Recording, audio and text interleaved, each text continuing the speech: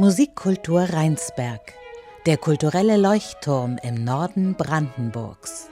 In Heinrichs Theater.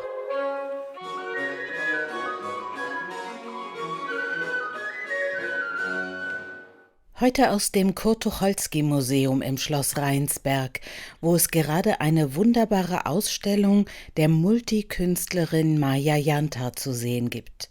Sie führt in diesem Sommer in Rheinsberg Regie in der Oper Raoul Barbe Bleue von André-Modeste Grétry. Und es gibt eine Verbindung zwischen ihrer Arbeit als bildnerischer Künstlerin und der Inszenierung. Maja Jantar ist mein Gast heute. Sie lebt in Finnland und fühlt sich mit Englisch wohler als mit Deutsch. Therefore, I'll continue in English. We're not in the same room because I am here in the exhibition, surrounded by your artwork, and you are back home in Finland and we're connected via Zoom. Maja, would you like to introduce us to your artistic view or your arts in general, which makes you a wonderful director for Raoul Blaubart? I hope I am the right person.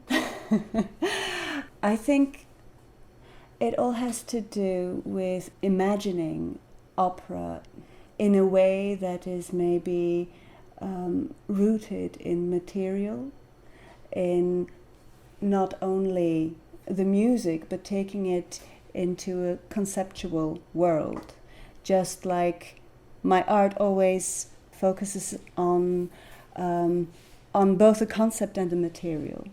And I'm seeing the opera in a very similar way, as I'm taking the notion of sand, of time, as a departure point for this piece. If we could just go into the story real quick, we are working with an opera that was written just on the cusp of the French Revolution.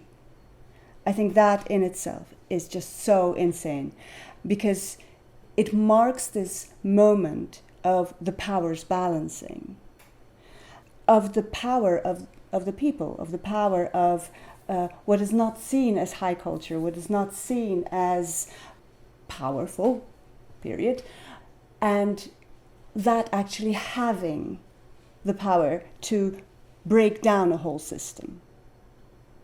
And like I did with creating the Blaubart Schlüssel that I created for Rheinsberg, where I was working with a very noble material, porcelain, but intersected it with earthenware, with local clay that I just picked out of the garden here in Finland. And by creating those layers, the structure of the porcelain changes completely. And it's this kind of thought that drives my work. As you said, I am sitting in Finland in my kitchen, and I think that is also something that I find intriguing in this project. It is both the high and the low combined. That has a lot to think about already, but let's start with the keys, with the Schlüssel you created.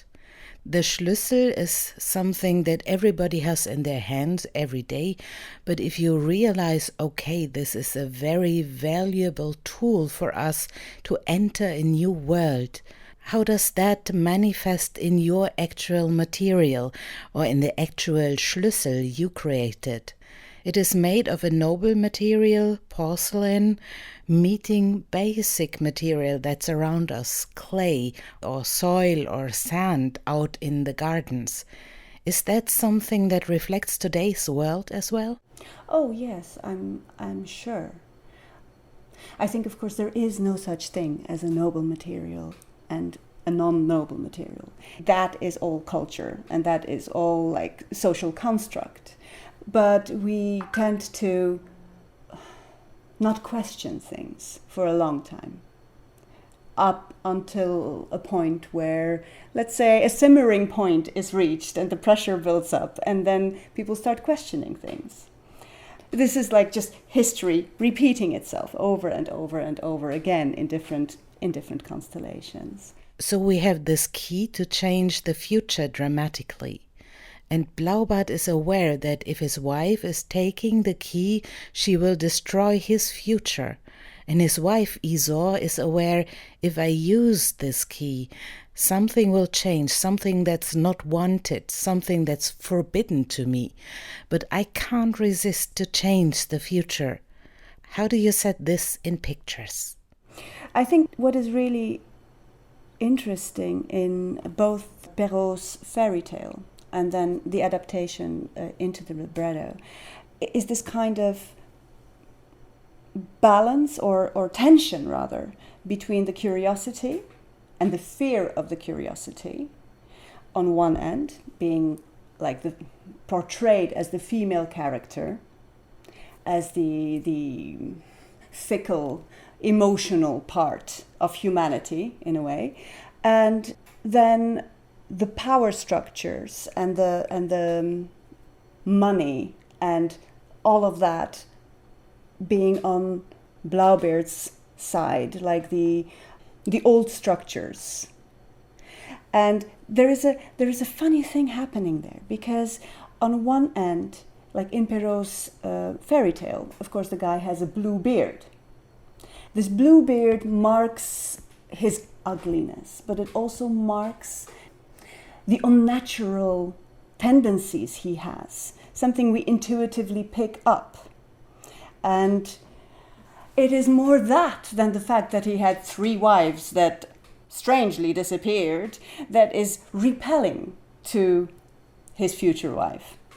In the libretto, that part has disappeared a little bit, and I think it's also interesting because it is not something we really see. This ugliness of Bluebeard is not that important. What is important is that he has this hidden secret, this darkness within him. And my gosh, there are so many figures in our media at the moment. Let's just mention Epstein, for instance, where you can see this. There is something we feel, we know, but the power that the person has is so overwhelming that people are still drawn to him. And that's what's holding this whole structure of Bluebeard together. So you have that in the center, then you have the curiosity as the power that breaks this whole thing down. But it is based, this whole murder streak that Raoul has, is based on a prediction. And that is so crazy because he is the irrational one. He is like not within the frame of the Enlightenment in a way, which comes of course after the French Revolution and it is driven by this in a way. This old system is based on superstition. He believes that yes, his wife will cause his downfall, her curiosity will cause his downfall. So that's why he's committing these horrible acts. Well, that's I think really fascinating about this opera. How these roles switch in a way, this sense of the woman being the one who is the weak one, who is emotional, who is driven and pushed by her curiosity. And in fact, it is the man who is driven by his fear of what might come. I highly recommend visiting your artwork and your exhibition before going to the theater, because in one room you set up a table which could easily be Blaubart's dinner table. So if a festivity would happen, it would be on these plates and with these forks and knives you made out of clay again. But then if you look closer, the table is not laid with black cloth. It is covered with pure black soil, and the cutlery and the dishes are fragmented. They have little holes in them, so they couldn't hold food actually. And what you put on the table is not flowers, it's dried branches, dried leaves, something rotten, dying plants, as if you're feasting with a world that's gone long ago. How will that give an impact to somebody visiting the opera? The table symbolizes so much. It is also present in the opera. There is a large table, and that table is also a metaphorical place of change. It is both like the center of Raoul's home. He's sitting at it, they're having breakfast, but it's also the place where the note is signed that will bring in the new order, that will bring in the brothers of Isor, who will then also cause the demise of Bluebeard. This table of decaying stuff, it's nature always taking over. And we have our structures, we create our concepts, our towers. We build our towers and they crumble down again. And nature always takes over and restarts the cycle. And that's also this metaphor of the sand, the fact that you have this, I think in German it's called Sanduhr. It flows and it empties itself. But then it's turned around again and we restart. That is one of the key elements in this opera, I think. The fact that we have, every time again, we have the power in our hands to turn this around and restart. Let's connect your artwork and the opera Raoul Barbe Bleue to Rheinsberg. How was the feeling for you as an artist to come to Heinrich's castle and know about 250 years ago he built this place and this opera I'm now working on was known to him, and I will bring it to this stage and sort of dive into his world more than 250 years later? Oh, I think it's incredible. Just knowing that he most likely was present during the premiere, I believe in March of 1789 in Paris. Just knowing that he was there, he was present, he saw this, he felt this. It's like, being both in this time and in the past. I wouldn't say that for my personal, for my direction, it is something that I'm basing myself on, but I am driven to create something timeless. Something that is both in the past and in the present. The imagination of yourself being in the past or having lived in the past, how would that be? Would you wear the big gowns or would you be somebody invisible, like one of Heinrich's servants, for example? Because they were invited into the theater as well, and they were naturally engaged as characters on the stage. What would you have been like? Wow, that is hard to say. First of all, I'm not sure if I would have been female. Of course, being male in the past had lots of benefits. I could imagine myself as a gardener, just being there watching from the sides, making sure that the park was perfect and everything looked pretty for the guests that would arrive. That's well taken out of affairs. One last one for now. What do you love about Rheinsberg and what are you expecting coming back now to actually work with the artists on stage? You designed the stage. Are you tempted to perhaps add something? Or can you really step onto the stage and say, okay, now that part is fixed and I turn to talking and working with people? Well, we're already full on in the process of that. Of course, I imagined a set design, but I'm working very closely with the technical team of the Opera of Rheinsberg Theatre to create that concept, to see what is possible, what is feasible within the space.